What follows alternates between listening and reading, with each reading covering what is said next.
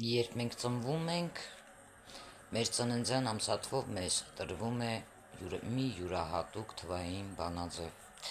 Մի քարտեզ, որը ցույց է տալիս մեր կյանքի հիմնական էներգիաները։ Տեսած կլինեք, երբ աջ կամ ձախ ձեռքին կապում են ինչ-որ թվանշան, բրասլետի նման, նորացնի, որը ցույց է տալիս հենց վեդայական թվագիտությունը, դա կյանքի հիմնական էներգիաներն են։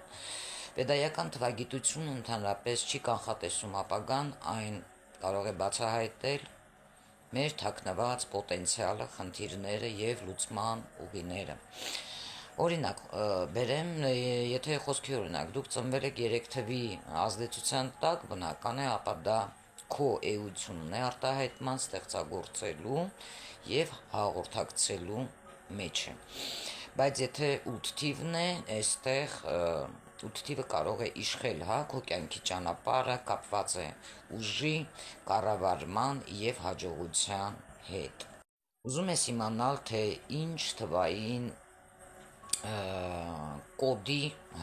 կամ կոդ է թաքնված քո անունի եւ ծննդյան մեջ։ Ինչպես կարող ես բացահայտել քո կյանքի իրական նպատակը եւ օգտագործել դա հաջողության համար։ Կարող ես գալ, բացահայտենք միասին քո թվերի էներգիան։ Օրինակ բերեմ, կար սերիալ, որտեղ որ JD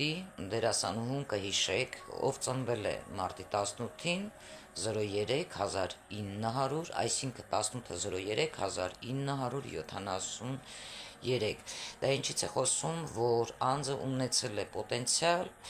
եւ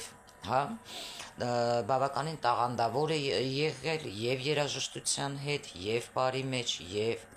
արտիստիկ է եղել, եւ նա այսօրվա դրությամբ կարող է հասնել բավականին մեծ բարձունքների, եւ նա իհարկե հասել է մեծ բարձունքների։ Երկրորդ օրինակը դա Ռիհաննան է,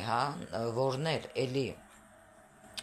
բավականին շատ հետաքրքիր խառնվածք ունի, ձուկ համաստեղությամբ է ծնվել, մարտի ծնունդ է,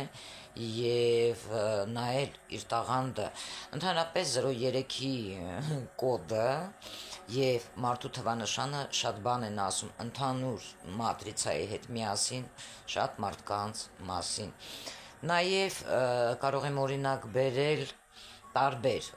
ուրեմն մարդկանց, որոնցից մեկը հենց իմ նաստավնիկն է, նրա թվանշանը կապ ունի 8 թվանշանի հետ, ով կարող է ստեղծել է մի հետաքրքիր դպրոց Կեյտուի